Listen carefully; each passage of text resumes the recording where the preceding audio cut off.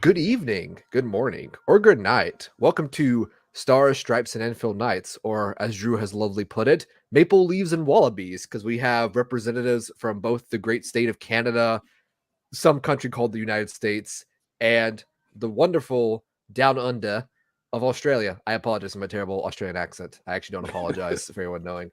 My name is Dan. I am back in the hosting seat for a while for all of our regular viewers. I have been away with work. That's just the way it happens sometimes. But I am joined by my lovely compatriot who was holding down the ship for the past couple nights, Mr. Drew, joined by the lovely Canadian wisdom of knowledge himself, Mr. Paul, and finally bring in some genius, and I mean truly genius, edits to this entire let's call it a late night smooth jazz session, Mr. Clem himself. Drew, I'll come to you because I haven't seen you in a while. How are you, man?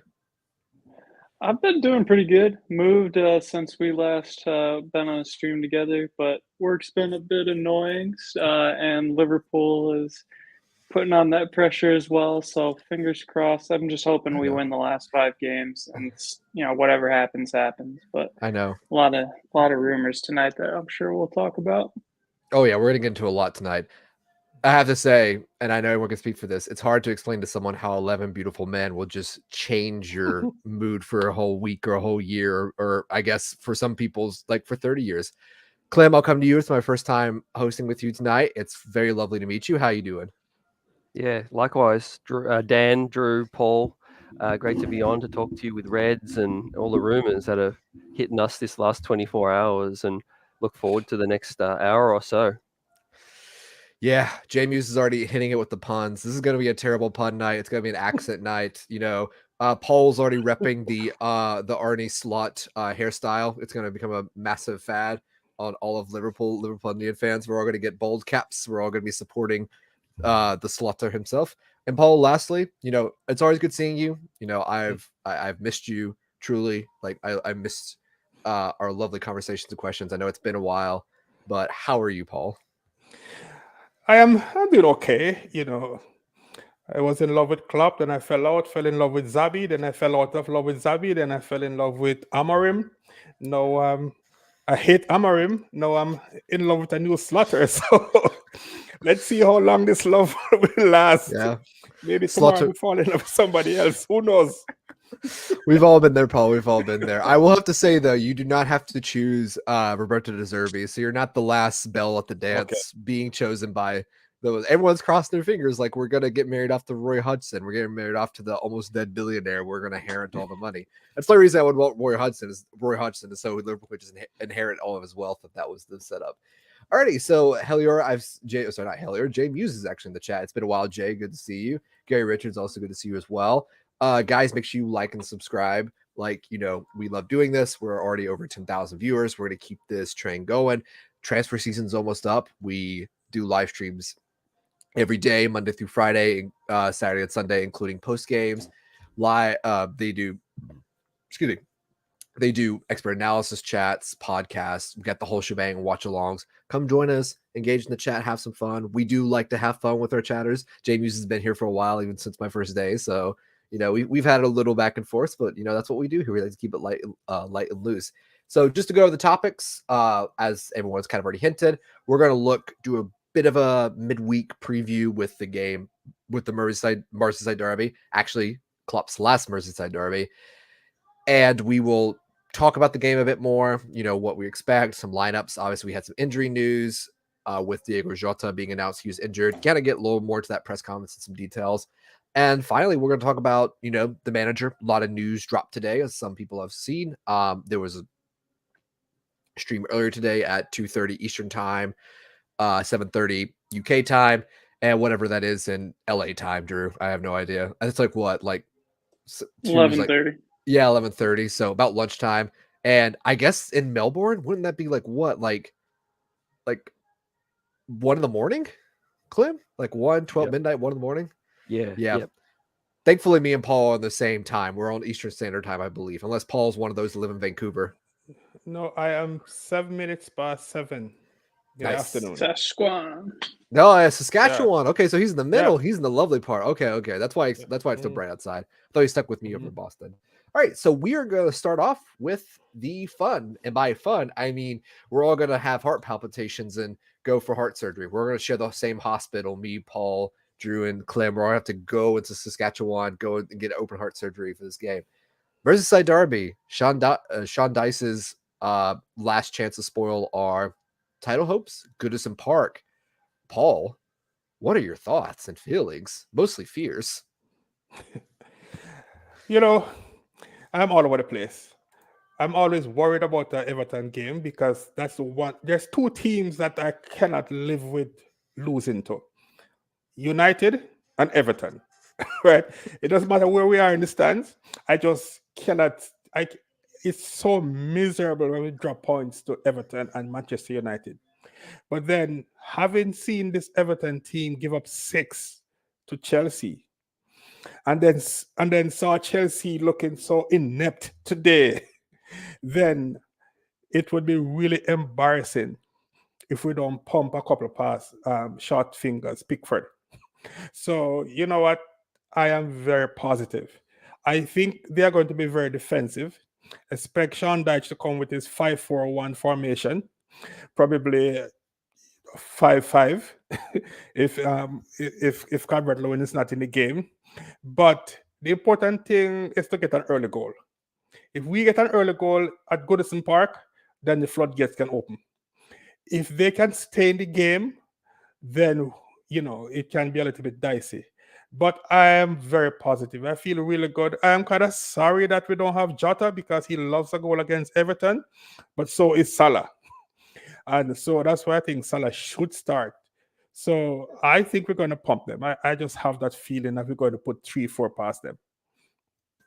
That's very positive. I would say it's getting dicey as in dicey. So also to dice some dice. Clem, I think Paul's obviously I think Paul's thoughts are what we're all thinking. I'm not as positive about us pumping them, mostly because I'm okay with it being a 2-0 and we just get out like 2-3-0. Like I'm not really worried about goal difference, mostly because at this point with Arsenal having now with that +5 on us, like it's gonna be 10 probably by the end of the year. It's probably 7 or 6 at best. So I'm not really worried about that. For me, it's just points. And if we lose it on goal difference, credit to Arsenal. They figured out how to score goals. Like I'm proud of them. They finally scored goals. We're all very happy. And I know one person in our chat will be so happy he got that Arsenal prediction right because I gave him so much shit over the year. But Clem, what are your feelings on the Everton game, especially with Arsenal, as Paul mentioned, pumping Chelsea 5-0? I think it was 5-0, unless they scored a 6 and I wasn't watching. Yeah, look, one of those games where form always goes out the window, and you kind of fear a team that has nothing to lose, and we kind of say that, but obviously Everton are still fighting relegation, and they've got a lot going on in their world as well. So for us, there's a lot of things I want to get out of this game, and one of them is not concede. Another one is hopefully score first, because we're still trying to gather some form that we had earlier in the year, and it's important with 4 more games after this that we start to play our best football right now if we're a serious chance to win the title, and can just continue to pile that pressure. Because I don't know about you guys, but I really feel like Arsenal will drop more points. The City one is probably a little more unlikely, but with the Tottenham game away, you never know as well. So you just got to keep winning. And I agree with you, Dan, in terms of, a 1-0 win, 2-0 win, you take it. But more so, I want to see this team really show how much it means to them, to push all the way. We've made some mistakes recently, but, Klopp's final, Merseyside Derby, as you eloquently put it, it kind of hit me when you just said that, because it's like I wasn't thinking about it, and you don't want to take for granted these final few games with Klopp. But I'm kind of a little unsettled more about our lineups now. There's, I think at this point of the season, our lineups that we're going to put out are probably the most unpredictable that we've had all season. And that's due to some good things, because there's, guys returning from injury, despite Jota. However, I would love just a really convincing win, 3-4-0, feel good vibes, get out there with the 3 points and with good goal difference. But remain to see, who can score, who can step up, and who he goes with in the midfield. So really look forward to talking about that tonight. Yeah, I mean, like, I think it's important. I think, Clem's, you hit the nail on the head. Like, obviously, like, our lineup's going to be very, I would say, I feel like Klopp wants it to be very steady, but I feel like there's going to be a lot of changes, obviously, with this week with 3 games, and then afterwards, it'll probably be very consistent. But yeah, obviously, with the injury to Jota, which we'll talk about that a little bit more after we get to hear from Drew. Yeah, I mean, and also with Fulham, I think we saw a lot of players like return to form, so to speak. Like Gravenberch probably had his best game in a while. Well, actually, it's unfair to him. He was actually playing well up until he got injured, but then we kind of saw him kind of come back and show what he can do when he is in that either double pivot 6 temporarily or moving into that 8 position, which has essentially been what we've done with the midfield all year. And I think also with Szoboszlai being out of form, McAllister kind of tired. I think relying on Gravenberch, Jones, Harvey Elliott, these other players to kind of come back and give us a boost, I think will be the most important. But with Jota out, I think we're going to be worried about 4th. We'll talk about that a little more. Drew, your thoughts, any feelings, dissertations, I'm trying to think, epiphanies. I'm trying to think of anything that rhymes with that. Like, give me your wisdom. I think Clem and Paul covered it really well. I align with Paul in terms of how I think Everton are going to set up. I think they're going to make it extremely difficult for us to break down, at least try to. I think, like, was it last season, they kind of held out for most of the game, just played really negative football, trying to get a 0-0 draw at home. It's always going to be one of the feistiest atmospheres for a game, away crowd at Goodison. I don't know if that will be their last game in that stadium as well. You have all the issues with like the relegation coming up with their points deductions. I think they're having that appeal maybe come out before the end of the season. I don't know. There's so much up in the air that if they could nick a point, especially Klopp's last game at Goodison, it'd be huge. So everyone's going to be up for it. Like Paul said, I just hope we get an early first goal, but I don't see them like doing anything other than playing negative football and trying to hit us on the counter. So hopefully we're set up well. We don't overexpose ourselves. We get that early goal, so get a little bit of leeway to, build up our attacks and not do anything careless. Like, the last thing I want to see is it being 0-0 going into the 80th minute, or God forbid we go down a goal. But I do think we'll show up for this game. I think Klopp said earlier that like thinks the team's better at chasing the league or having that thing to chase, and I agree. I think it's the pressure is different when we're chasing at the league. You're just winning games. You're not trying to hopefully we win it, or we'll eventually win it. The attitude has to be go for the win, score early, get the result fixed, possibly build up goal difference, although Arsenal's probably put that out of the question. But not necessarily. You never know, Paul. It's not something you overlook. You don't just be like, oh, don't worry about goal difference. Try your best. I tell you why goal difference might be an issue, but finish your point. Just essentially get the result however you can. And I don't know, I'm not as worried about injuries at this point, unless Pickford takes out Van Dijk again or something like that. I'm always worried with a Man U Everton game if it gets to that point where they're just looking to hurt one of our players, because that's always a possibility. So 3 points, hopefully clean sheet, no injuries. That's all I can ask for. Yeah, no, that's definitely all we can ask for. And, I think, Paul, we can definitely get to the goal difference argument because we have a little bit of time to play around with these suggestions. Mm-hmm.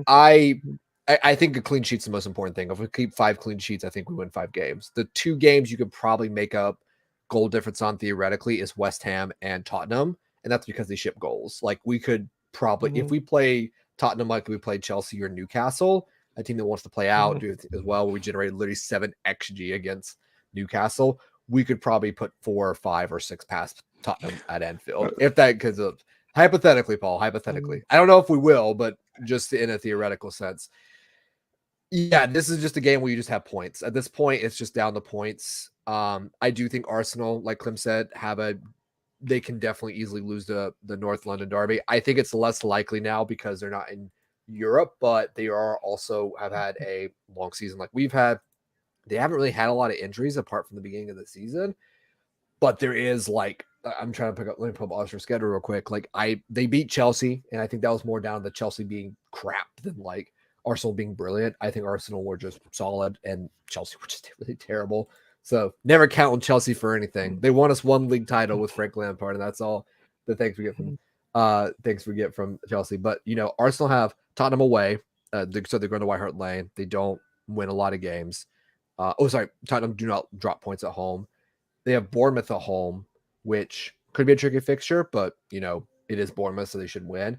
United away in the Premier League, and they should just absolutely destroy United 12-0, but it is United, so we don't know what to expect. And Everton at the Emirates for the last day of the season. So we could be in a situation where Everton need a result against Arsenal to stay up, especially if we beat them tonight. And the last tricky game for Arsenal, in my opinion, is the White Hart Lane game. If we win this game and we play West Ham on Saturday, so if we win this game on Saturday, we go ahead on points with Arsenal have a game in hand. I think City will have 2 games in hand. Or no, I think they just have 1 game in hand at that point. That puts pressure on them to get the results. But Paul, goal difference. I feel like you have Yes. thoughts on this. I want to hear your thoughts on goal difference. So this is why goal difference is important. Now, Arsenal, we won't catch them in goal difference. That's for sure. So Arsenal goal difference actually worth an extra point against us because we won't catch them. However, we are plus 43. Man City is plus 44, right? If Arsenal and Man City draw and we win, we are ahead of Arsenal and tied with Man City. So when we talk about goal difference being important, is it in relation to our points against Man City, not Arsenal? Because if Arsenal draw and we win, then we are ahead of Arsenal and points, so goal difference is irrelevant. If Man City draw and we win, then we tie and points. So we need to be cognizant of goal difference because we won't catch Arsenal, but we are in a tussle with Man City, assuming they draw a game. So that was why I was referring to goal difference as still might be a factor down the stretch. Speaking of goal difference, that's going to be slightly tougher without our best finisher, arguably. No, statistically, he's our best finisher. Clem, do you think we can make that goal? I mean, I think Paul's right where Arsenal's goal difference is beyond our scale. We don't care about it. If we win our games, we'll probably be ahead of them anyways. And as long as we're ahead of City, and it's kind of been what we said at the beginning of the year, if we're ahead of City, we'll win the league. But Clem, how do you feel about, our chances of going ahead of City's goal difference without Jota? Do you have faith in our attackers? I mean, I feel like they're due. Nunez is due. Finally sticking the ball in the back of the net eventually. It's going to happen eventually. Like Santa Claus visiting. It's supposed to happen. Where are you, Santa? Where are my presents? Nunez, please deliver my presents. But how are you feeling about the goal difference situation right now, Clem, especially with Jota injured? Yeah, we all know in sports anything's possible, but I'm not here to give a motivational speech. But what will have to change? What would have to change is we would have to change our approach. Like to score more goals, it sounds obvious, but we have to move the ball quicker in the midfield. The forwards can score chances, as much as they've been missing recently, but we have to maybe change the way we play in the midfield. And I'll be keen to get your guys' thoughts on the selections in the chat. Endo, was good in the second half, not as good in the first half. Do you go more defensive? That kind of thing is what I mean. We could score 4 or 5, if we take our chances, but we're going to have to move the ball quicker and not just pass it back to Allison, not pass it sideways, 7 times before we attempt to move it forward. But yeah, I agree with Paul. I think, and to your question, Dan, before this game today with Arsenal, Chelsea, I thought there was a realistic world where we could have caught Arsenal, but after they won 5-0, that's done and dusted now. So yeah, City, good point by Paul. I think that is a real chance. And I heard this stat, guys. I think the last every title run that City have won, they've dropped points in the last 6 games in every single season that they've won. So hopefully that holds up. Yeah, the last time we were in a title race, the 21-22 season, I think people forget. I think in January we were 12 points behind City, I think more or less, and I think we at time we were like 15 with like 2 or 3 games in hand because we were playing. We pretty much played every game you could play in the season, winning sadly only 2 trophies. The 2 ones that are probably the least prestigious in terms of the FA Cup and League Cup. No knocks against winning those, but that's just usually how we view them. So I agree with you with it and how the setup. I actually think, and I said this in the chat, that I think the most important person for us scoring goals is not Diogo Jota, even though he is important, is Trent Alexander-Arnold. I also think, and I didn't put this in the chat because I didn't want to be murdered, is that you might want to be in a situation where McAllister plays further back rather than further forward. So when you invert Trent, you have 2 different options on the ball where they're both very comfortable and they could both play vertical differently. Trent can play vertical in a diagonal sense. McAllister can play vertical in a just pure verticality sense to like our forward players. Drew, what are your thoughts? How would you, if let's say you're Arnie, okay? Arnie's here. He's inside you. He's underneath all the hair. And you're Arnie, who's now in the spirit of Klopp. How would you set up to one, beat Everton, but also maybe potentially get some goal difference back, especially with City and without Diogo Jota? Now that Jota's injured, which we'll talk about that a bit more because I actually think the press conference is kind of revealing. There's some stuff there, and we'll get into it. But how would you set up going forward, especially with the Derby? Because again, when you win 2-0, let's say 2-0, 3-0, how would you set them up?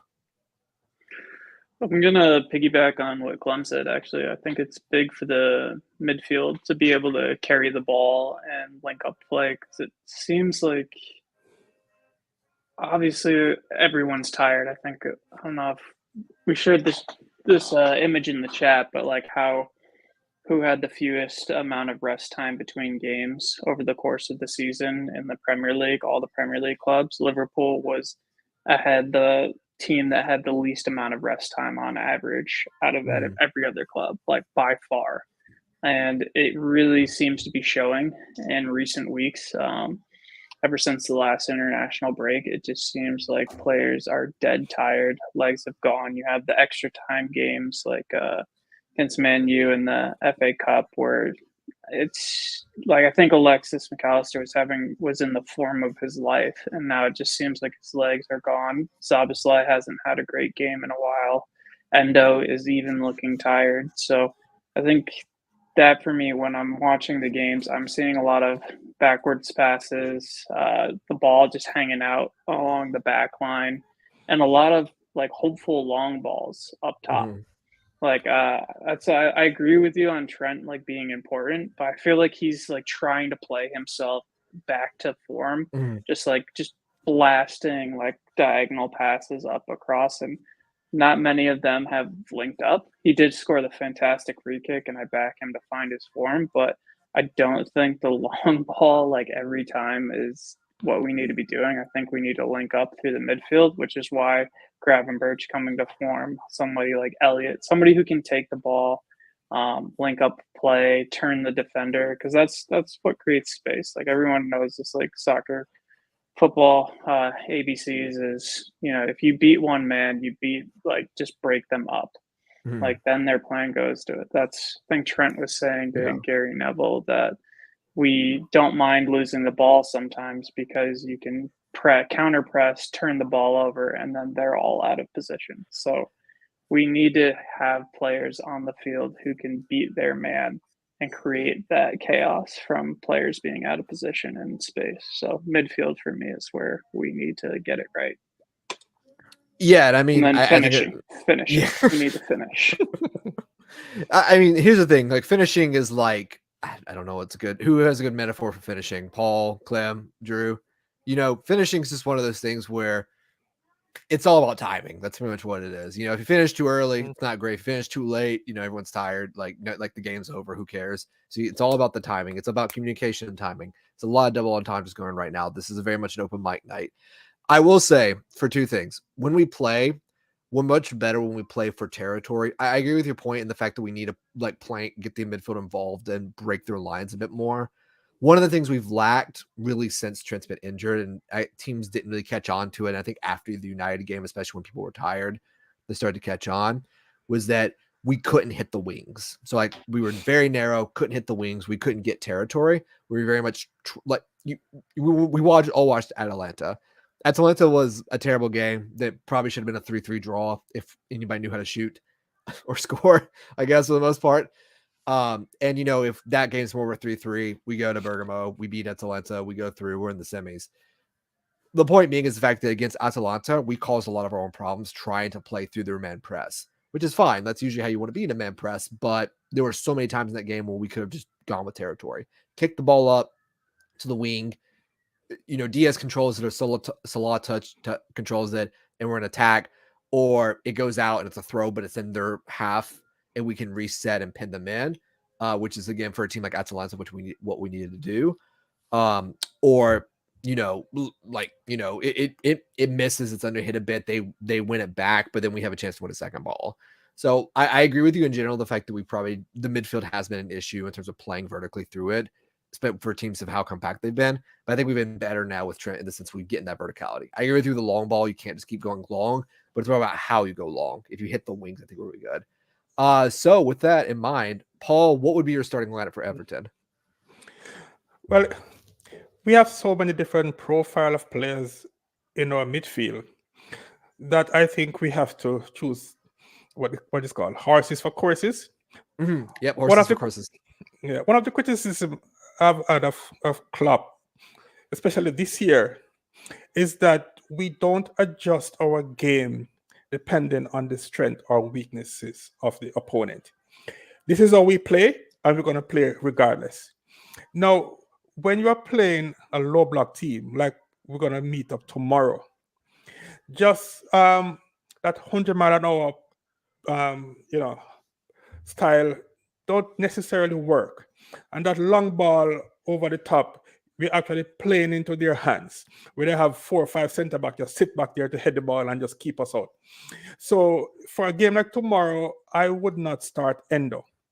Endo is very good at winning the ball and giving the ball to the other players who are more talented than him, right? But for a game like tomorrow, we expect to have the bulk of the possession. We want more creativity, right? So because we have to control the ball and move the ball quickly, and also have players in the midfield who can dribble, to get the low block defenders out of position and then make a pass. And this is where that's why Gravenberch has to start tomorrow, because the way he can use his body to manipulate a defender and just turn and just dismiss that defender, Ender does not have that in his locker room. So even though I hate to see McAllister at the 6, because I think he's so much more effective at the 8, but for a game like tomorrow, Maka beside Trent probably is the way to go. And then you'll have Gravenberch more of like a box-to-box type, where he can, because he's so good in small spaces. I probably like Elliott, but kind of think he's going to start Szoboszlai. But I would probably start Elliott and Gravenberch and McAllister as my midfield 3, with Trent inverting from midfield. That's how I would go. I guess if you're playing, teams that can hurt you on the counter, teams like Tottenham, we have to go to Villa Park, then you may want to start Endo, because you need to be more defensively sound. You need Endo to sit in front of the back 4 and win those tackles for you. But against Everton tomorrow, we need our more skillful players on the pitch. So I probably would not start Endo tomorrow. Who would you start with your front line? Well, with Jota out, which is unfortunately, sad news we heard this morning. Yeah.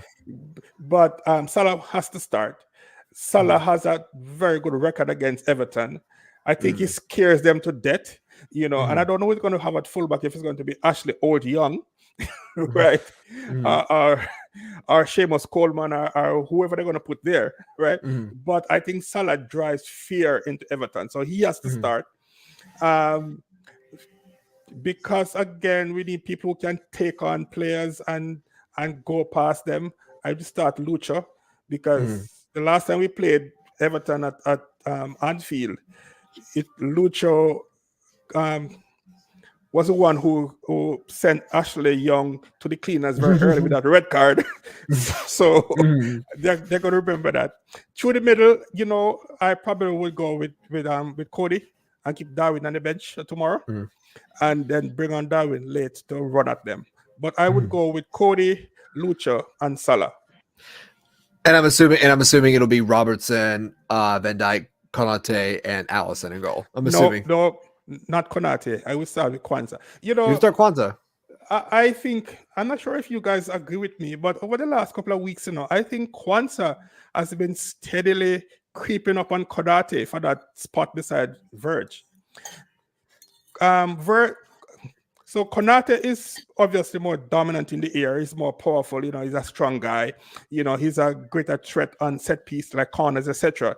But defending or attacking set pieces.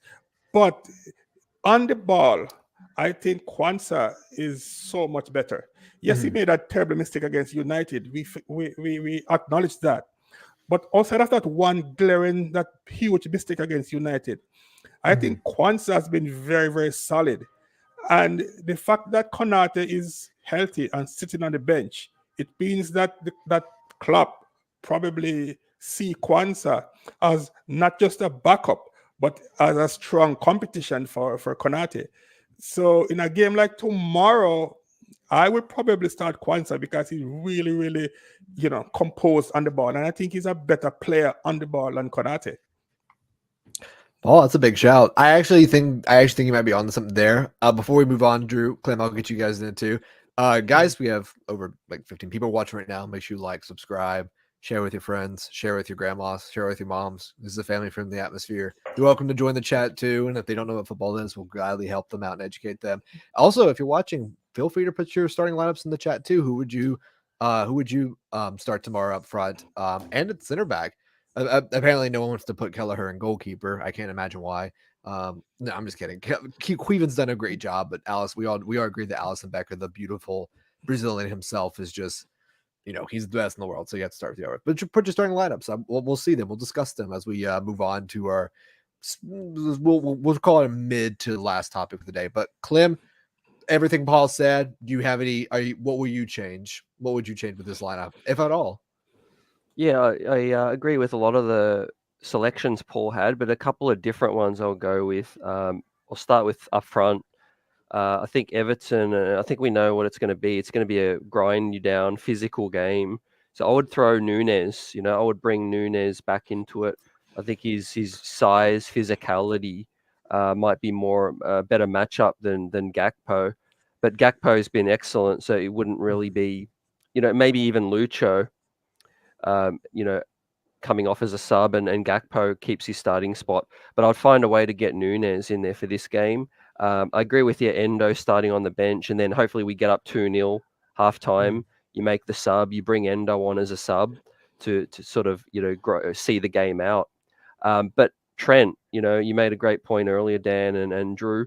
I think Trent's pivotal to our chance creation. I would try to get Trent more central in this game. I don't know if is Bradley fully healthy? No, he's not supposed to be back. Yeah, he's supposed to be back. I think by Spurs. He'll be probably back by Spurs, but probably on the bench or in training by Spurs.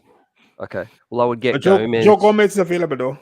Yeah, I would get Gomez in there. Get Trent in the middle, pinging those balls through with Maka, and just beautiful football. You know, maybe Szoboszlai or Elliott, Maka and Trent, and just play them off the park, you know, get the passing back and forth, getting it sharp, or Gravenberch even. I agree with your point about Gravenberch able to take the defenders on. There's one thing I appreciate the most as just a football fan, and even players on other teams that aren't afraid to take their defender on, because as you said, all it takes is to break down one or get past one defender, and then all the other defenders are scrambling and out of position and all of that. It's when you play, you're not willing to take any risk and you just continue to pass it sideways and backwards. That's where I think hurt us against Palace, United, some of these games as well. We were a little bit too pragmatic, so throw caution to the wind. Let's score goals, fellas. I back that claim. But if you're going to start Trent in the mid, are you going to start Kwanzaa or Ibu with Gomez? Because Gomez at right back's a shout, but are you starting Kwanzaa then at center back? So I agree with Paul in terms of Kwanzaa's really shown himself to be as equal as Konate, but I think for Konate, it's more because of his conditioning, his health concern. I think he's struggled the most with all the football. And one point I just wanted to quickly make about the international break, I think that stymied the momentum Liverpool had right after the City, the Boyd City result, the result after that, the draw. Everyone went on international break. Konate had to play a full 90 in a tough France game, and I think he just wasn't the same after that. I noticed right after Konate returned that he just wasn't the same. Yeah, no, I agree with that. And I think, but also Konate's ball skills have never been like the best. Drew, what are your thoughts? Clem's giving you a bet. I back Clem for putting Trent in the midfield because I was saying like there's going to be a day where we do it and we never turn back and we wonder why we didn't do this earlier. It doesn't look like it's gonna be soon because Bradley's out, but yeah, I back Clem just putting his balls on the table like that. I support balls on tables. Drew, what are your thoughts? I'm actually pretty similar to Paul. I think I'd choose pretty much the exact same lineup. I think because of Maka in the 6, Trent will be able to just shift in the inverted fullback role and be in the midfield for the majority of the game. And because we probably, knock on wood, don't have to worry about Everton, we won't worry about them dominating ball possession, but I think that gives us leeway to have Trent join from the defense for the attack in that midfield and just be that extra midfielder. I think just from Klopp resting Dominic Szoboszlai over the weekend, he hasn't had that many minutes, so I think he'll come in for the Everton. And then I'd agree with Gravenberch.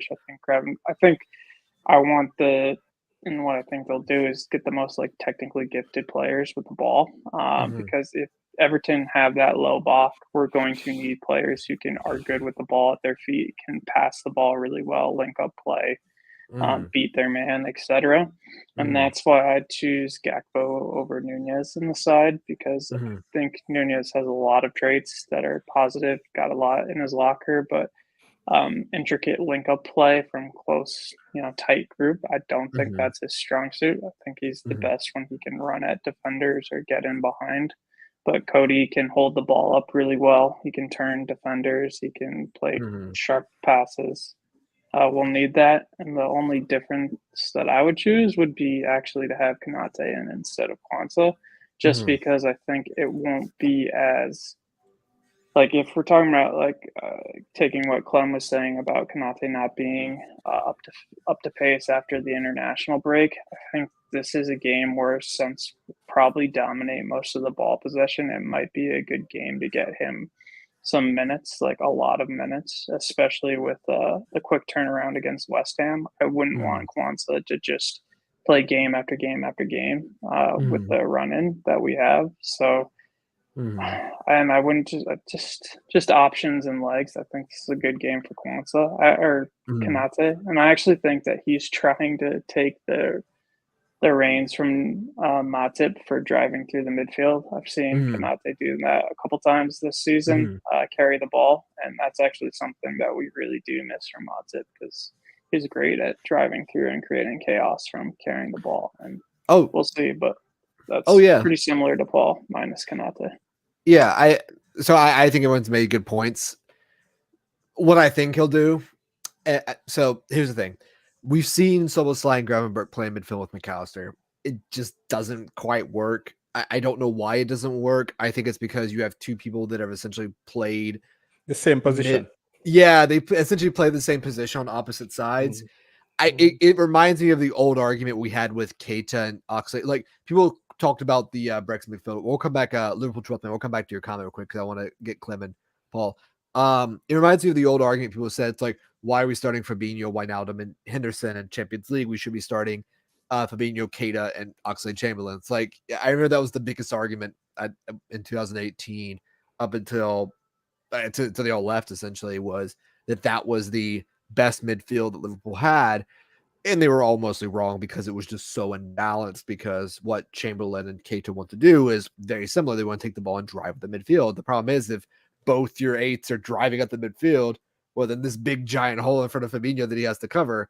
As fun as it was to watch against Genk, I just don't think it really works. I think that it can work if Gravenberch plays more like a double pivot 6 than he does as an attacking 8/10.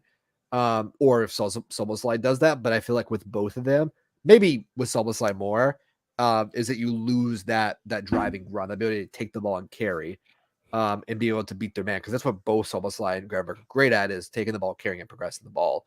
So what I think he would do is that I think it'll be McAllister, I think it'll be Jones, and I think it'll be one of Gravenberch or Szoboszlai. I think it'll be Szoboszlai for about 60 and then Gravenberch for 30.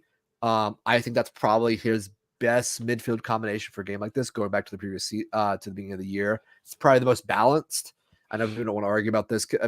We've argued about this the entire time about what McAllister is. McAllister's just a good midfielder. That's essentially what he is. So he can do anything. So like, I don't care if he's a 6, 8, a 10, a 4, a 2, or a 1. Maybe not a 1. Maybe he should be goalkeeper. He's not James Milner, but it doesn't really matter where you put him. He's gonna mostly figure it out and work his way through it. I think he'll start Lucho and Salah, and I think it'll be Darwin. The only reason I think it'll be Darwin is because Everton are going to play so tight and compact, that 5-5-0. I think what Paul mentioned earlier, I think exactly what Dice is going to do. They don't have a fit center forward except for Yusuf Trimiti, who's like 6'4", Portuguese guy, striker. He's played 13 games, hasn't scored a goal. Did play for Ruben Amorim's Sporting Lisbon, but only scored 3 goals. So this is where I'm stuck. Like, I think Klopp has. I think he's going to play Konate. The only problem is, if you're playing Konate against Everton, can he play against West Ham, where they have? I think is Mikel Antonio still playing, or is he injured? Someone correct me. Oh, he's still playing.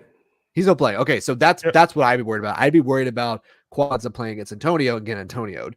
And that's not because Kwanzaa's a bad center back. It's because Mikel Antonio is just such a unique player in terms of physicality, technical ability, running power, and just everything. So that would be my biggest worry for West Ham. But I think it'll start Konate, Robertson, Trent, do the same. It'll essentially look like it did at the beginning of the year minus Gakpo. However, just to cover our second topic, and eventually we'll move on to our third, so Cody Gakpo. I'm not saying I think Gakpo works best if Why am I speaking with a left by now? He works best when he's on the left wing, Nunez and Salah, because what Gakpo and Nunez do is they swap. So what can happen is that Gakpo can drift inside, Nunez can rotate outside, and you get that interchanging front line, which is something we really haven't had since the glory days of Bobby, Mane, and Salah in 2017, 2018. The problem with this type of game is that it's going to be so compact, so narrow, that you kind of want Lucho and Salah to give you width, if like Salah holds his width, which he probably will, or Szoboszlai to give you width on the outside. There was a time where everyone, hated Cody Gakpo, which was really weird to me, because I was like, he's a good player. I don't know what we're hating. I feel like we've reached a point now in the Liverpool fan cycle where Klopp's leaving, we're mad at everything, and so we hate one player for 1 month. Before it was just Henderson. Now Hendo's gone. Now we have to pick a new player every month to hate. It's Robbo. It's what was it? It was Robbo. It was Matip. It was Salah for like a day there for a second. Not pointing fingers at you, Paul. Like you were not. I'm not throwing you under the bus there for any of your anger at the players at the Atalanta game. It was very, very deserved for them. But what are your guys' thoughts on Gakpo? If he's not starting this game, and he's probably not gonna, I don't think he's going to start against West Ham. What's your opinion on him? My opinion generally is just the fact that he's a guy that just has not had a position made for him. That'll probably change with the next manager. But like, what are your guys' feelings? Clem, I haven't heard from you in a while, so I'll come back to you. Will Clem, Paul, then Drew, because I feel like Drew's doing some research, or he's doing some other like He's doing an ad break. He's doing an ad read right now for another channel. So, Clem, let me hear you first. What are your thoughts on Gakpo? Yeah, great question. Thanks for the chat as well. You guys are appreciated.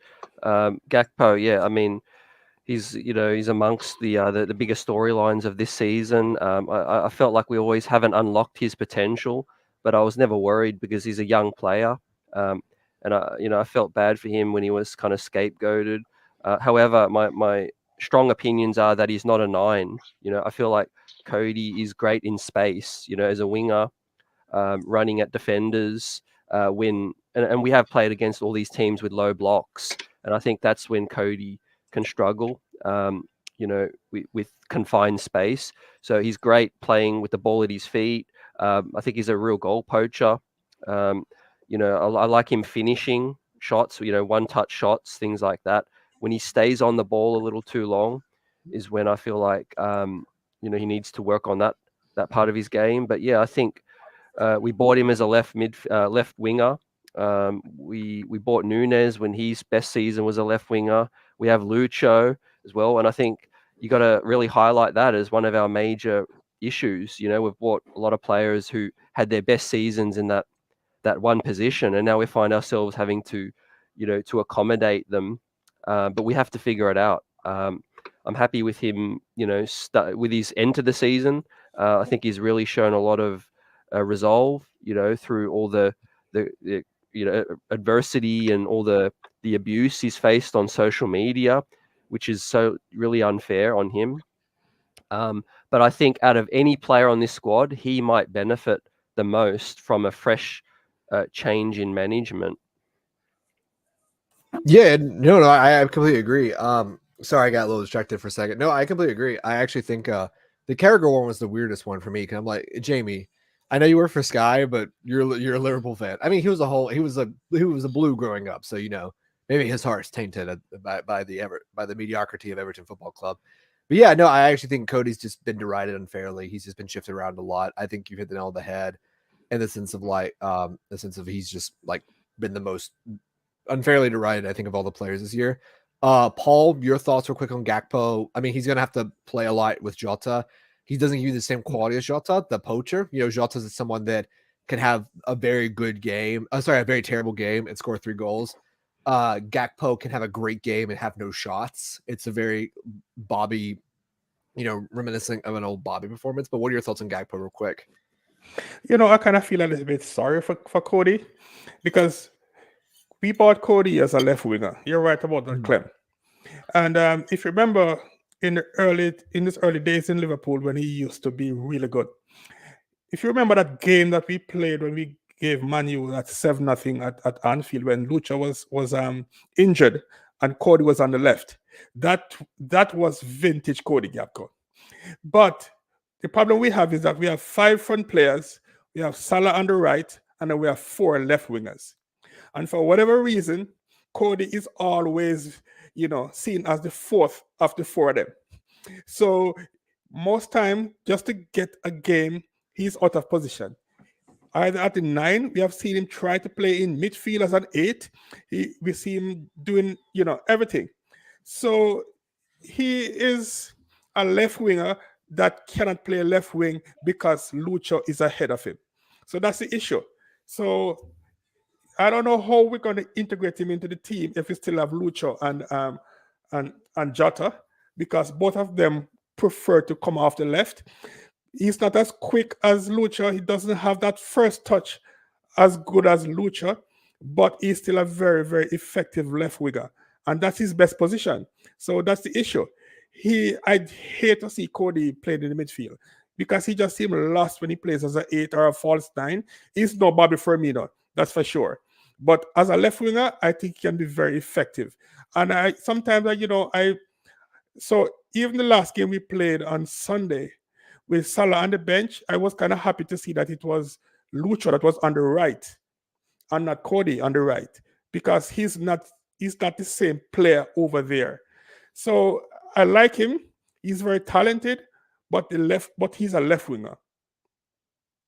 Yeah, I agree. And that may have been part of the issues with our Julian Ward, Michael Edwards. The one thing they probably got wrong was they bought like 30 left wingers.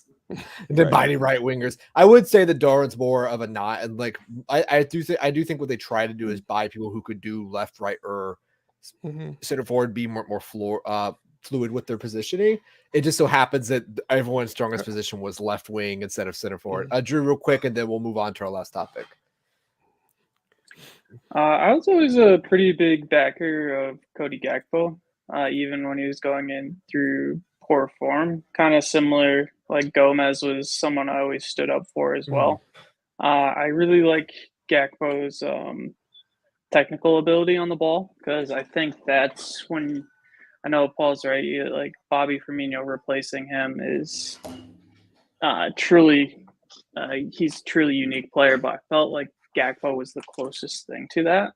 And I feel bad for Gakpo, much like Paul said, where he just was getting played out of position constantly. I think Gakpo, everyone knows his position was left wing coming from Holland, and the kind of national team when he had the Euros, he was playing up top, which probably sparked that Klopp putting him up there, playing in the 10 kind of role. But I just feel bad for Gakpo. I agree with Clem where he said that a new manager is probably going to be the best thing for Gakpo to give him that fresh chance, because he's been and Klopp said it too, like that that Gakpo was played in the midfield, that experiment didn't work, and it's just been, he hasn't had a run of games like Diaz or Nunez in the side, and it just kind of just feel bad for him because his numbers aren't that bad. Like when you look at it, he has a better return than Diaz. He has way fewer minutes than Diaz, and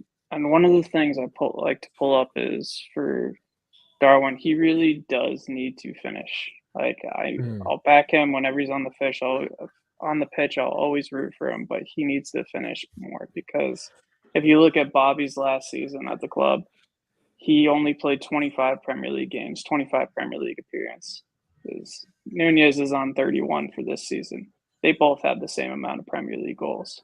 And we never would say Bobby is a goal-scoring striker. He does so much more than that. Yes, he can score goals, but Nunez is our striker, like you said, Dan, and he needs to finish. And that's why I feel bad for Gakpo, because he hasn't had the chance that others have had in the team.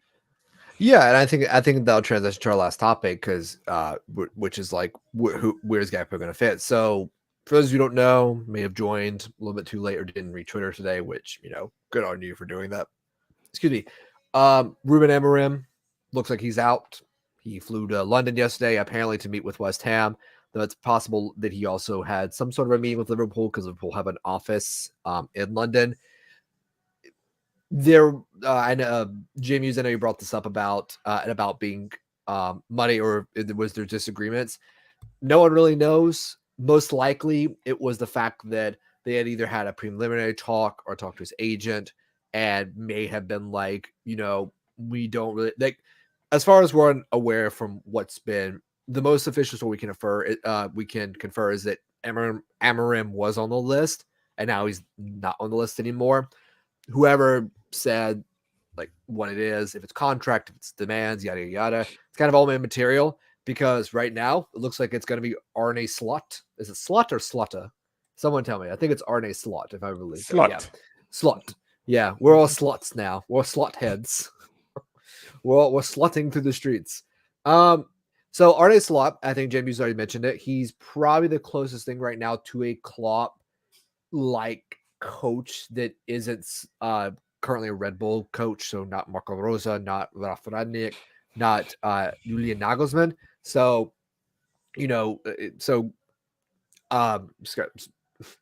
Slot is at Feyenoord in Rotterdam, a very intense club. Not a big club in the sense of you would think like a Sporting or a Dortmund or a Munich, but definitely not a small club by any stretch of mentality. It does have European history. It does have league history in the Eredivisie as well.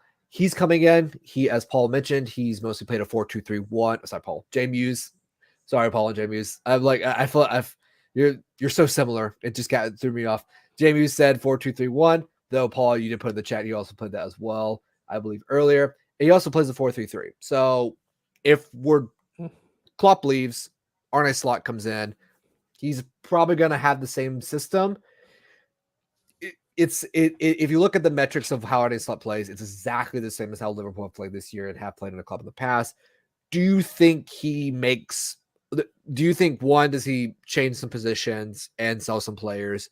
Two, how do you think he would change them around? And, three, who do you think he would want to bring in order to make his system work for essentially playing how Klopp plays? So, Drew, I'll send it back to you. So, what changes do you think Arne Slot will make starting, let's say, June 1st? What do you think? Positional changes, personnel changes, etc. I'll go with you first. Well, I honestly have no idea. I don't know too much about Slot, so I'm not going to pretend like I do. Most I know about Feyenoord is that Kout came from there. But, I did the required Twitter research, Google research to check him out. Saw some positive videos of him giving talks in the dressing room, seeing his accomplishments. So I think he seems like the kind of person, or comes off as the kind of person who would be up for the Liverpool challenge. But I guess for any manager that comes in, the first thing he'll do is assess the squad that he has. I think the fact that we have the Euros this summer is going to be really kind of screw that up for him, because he probably won't see a lot of players until later into that summer window. But he might have one or two ideas of players he wants to bring in, I'm sure, but I think he's got to assess the squad and see who he wants and who he doesn't want, and that's going to be first on the agenda. Are you happy with Slot? Would you be happy if Slot came in after we've had Alonso, broke our hearts? I know Paul already mentioned it. Amorim has already broken our hearts. We've broken our hearts by two Latin beauties, Ruben and Xavi. Our hearts go out. Our heart will go on. Are you okay with the bald man? The most Premier League wins in the past 10 years have been won by a bald manager. Granted, he's Catalonian, so I don't know which one's more important, the boldness or the Catalonianness. But are you happy with that, Drew? Are you happy with Slot? Yeah, I think at this point it's just like who's available, and I think whoever takes the job knows the challenge it's going to be, and if they want the job and believe they can do it, I think that's what's needed. So if he thinks he's the man for the job, I'm pretty sure everyone's going to give him their backing, and I think if he takes it, he'll be up for it. So yeah, I'll give him the backing until he proves otherwise. I support a fair and rational, not emotional stake there, Drew. Very, very LA, very like movie star. Agreed. Cliff, I'll come to you, man. Also, I think Liverpool 12th man, this is probably gonna be the biggest anxiety. This was actually my biggest worry when we didn't get Xavi. It had nothing to do with who the other coaches were in terms of their ability to coach. It was more about the personality and how the fan base, maybe the online fan base, but the fan base in general would feel. Do you think he's up to the stature? I mean, I think he is, because Feyenoord is not an easy job. I do know that Erik ten Hag is kind of the big, like, glaring issue. But what I would say is that when ten Hag came to United, it was a dumpster fire, and he essentially was allowed to buy Anthony for 100 million, which is like he just had his badges revoked after that. It's like, why are you spending 100 million on Anthony? But that's just my opinion. Like, how do you feel about him? He's a radically different coach than Ten Hag. He does not coach the same way. He does not play the same way. He's not as much of a power freak, and Ajax has a lot of problems over the past years, as we're seeing with their power structure and their managers. But how do you feel about Slot coming in, especially his pedigree? Yeah, the more I learn more about him and his setup and his formation, the more I'm really warming, and I really want this man to get the job. There's so many elements to it, and some great questions in the chat. The first thing is, we're never going to get a better man manager than Klopp. He connects, he relates to the players so well. So everything after that's a downgrade. But in terms of where things may have changed with Amorim, I think he came in, and I do agree with J-Muse, or my answer to that question is, I think there was some, disagreements, or there was, goals or visions weren't aligned with Amorim in order for that to fizzle out. I think Amorim, by reports, came in and maybe gave them a few demands and said, look, I'll come on, but I want this defensive midfielder, I want, this signing, and I'm keen to get this sorted, and maybe that, didn't align with Edwards or Hughes. But with the the pros for Slot, is that there's going to be a seamless sort of transition with the setup and the current squad in terms of less turnover required, players fitting into that formation, the 4-2-3-1 setup as well. Perfect. I love the double pivot. I think there's so many possibilities we've thrown about in our chat, with Trent possibly then finally moving into that double pivot alongside Maka or Steph or Endo, and a lot of things that can work well with the attacking midfield as well. In terms of his stature, that's where the biggest doubt might come in. We'll never know until the person takes the role, but he's achieved success with budget restraints. He's elevated all the clubs. AZ Alkmaar is a club I've followed a little bit because there's been some Australian players play with them as well. That they're an underdog sort of team that have had success with Slot, and then of course Feyenoord in Europe as well. So look, he ticks the boxes with young players apparently, and I trust Hughes and Edwards. Whoever they get, it's going to be a risk, but I'm definitely warming more to Slot now than I was with Amorim. Yeah, and I mean, like, I know Liverpool Man has said here that the most tabloid thing we've heard, again, sources are, it's so speculative that anything can be true and anything can be false at the same time. He said that he wanted to be paid along the lines of Klopp or Pep. I think the one solid demand we saw was 10 million a year, which is actually Net. 8 million less than Klopp. Net. You 10 said net. million net. Yeah. Net. Oh, okay. So after tax, it'd be what, like 18, 20, I'm guessing, or like 16 in UK? Yeah. It's probably 20 million gross, and Klopp is at 18. Yeah. I don't know. Like, it's possible. I honestly think that if Edwards and Hughes really liked Amorim, they would have just like signed the deal and done it. I think that they kind of Amorim probably came in and maybe hypothetically he was talking to their agents like, this is what he wants to be paid, this is what his expectations are, and Hughes and Edwards are just like, well, we can just go get this other guy and it'll be less of a change. So I think from Edwards and Hughes' perspective, we're looking at a situation where the gap between Amorim and Slot is like a creek, a puddle, not an ocean in this case, especially not Atlantic Ocean at this point. I think that with someone like Amorim, he's got the personality. He's obviously a great coach. There could also be a situation where Amorim wants them to go in and maybe do a small overhaul, and Hughes and Edwards maybe looking for someone who's going to promote the youth more often. Not saying Amorim hasn't done that or won't do that, but maybe someone who's more geared to that because they spent all this money on AXA. They spent all this money on bringing these young players.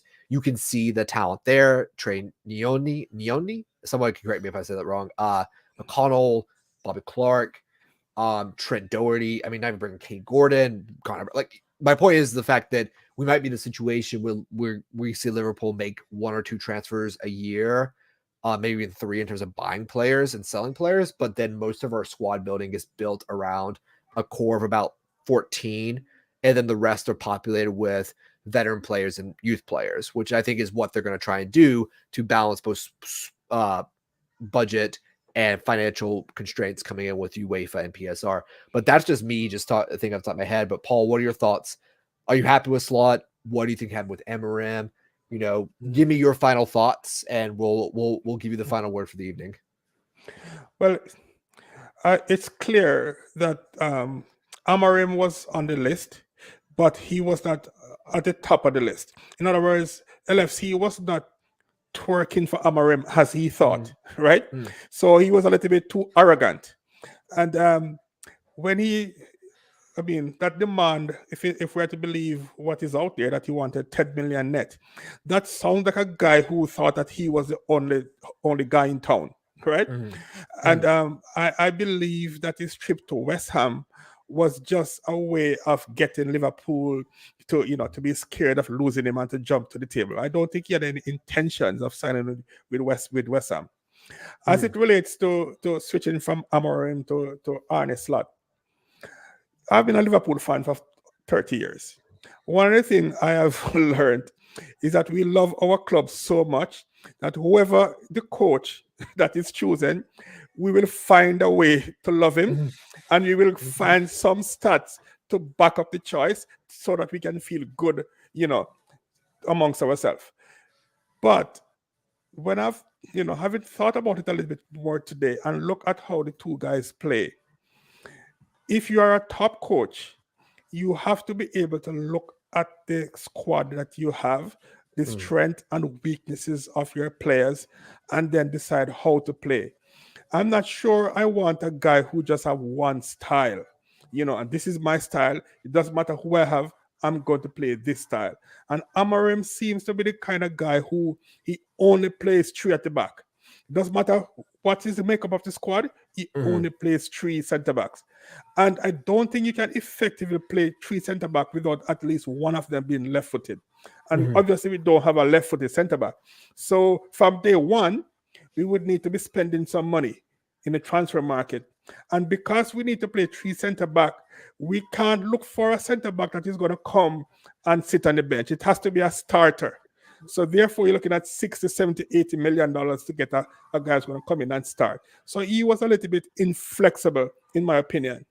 So Arne Slot would have that over him, because from all accounts, and what I've seen online, my research today, he seems like a kind of guy who he's a little bit more flexible, and he not only in terms of his formation, but he can adjust his formation from game to game based on who we are playing, which is good. So, and also it's clear that he is the type of person that is very good at developing young players. And I'm sure Liverpool is not really looking to spend 200 million on the transfer market right now. We are looking for somebody who can come. We have so much talent in the team right now.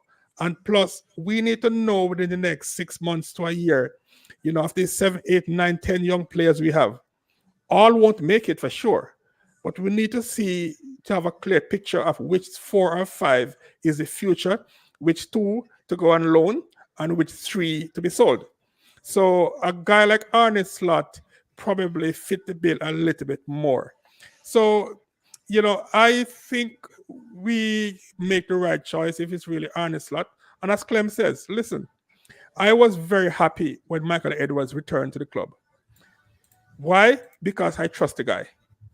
So if we trust the guy, it means therefore that we have to trust their decisions, because obviously they know a lot more about football than us talking about it and watching it. So I am not concerned about Amorim not coming. I thought he was going to be the guy, and I was prepared to support him. But now that we have moved on, I am just as happy, if not happier. So I'm fine. Yeah. I think that's an excellent way to end of the night. I think what Paul is saying, and I think everyone can agree in this chat, that we're all Arnie's slots now. Like, we're gonna get that tattooed, Arnie's Sluts Red Army. That's all we are. I've already have the bald head. Yeah, listen, Paul's joining the crowd. We're all shaving our heads. It's gonna happen. It's just like we are all in our hearts, our big red beautiful hearts, slots at the end of the day. Listen, Drew, great seeing you again. Paul, thank you for giving us the last word. Clem, always great seeing you guys. Great having you first time around. Chat, 12th man. Jay Muse, thank you so much. Tina, if you're right and we're getting a second meeting, that'd be great, because now I don't have to think about the new manager. Listen, guys, it's been wonderful. I think this is it tonight. We're over an hour. I think everyone should have a good night. Even Jay Muse is signing off. That's always a good sign. Have a good night, everyone, or a good morning, or a good evening, and hope to see all of you guys again in a couple of weeks. And hopefully tomorrow we'll be celebrating the Reds beating Everton, and then on Saturday beating West Ham and going top of the league. Good night, everyone. Signing off.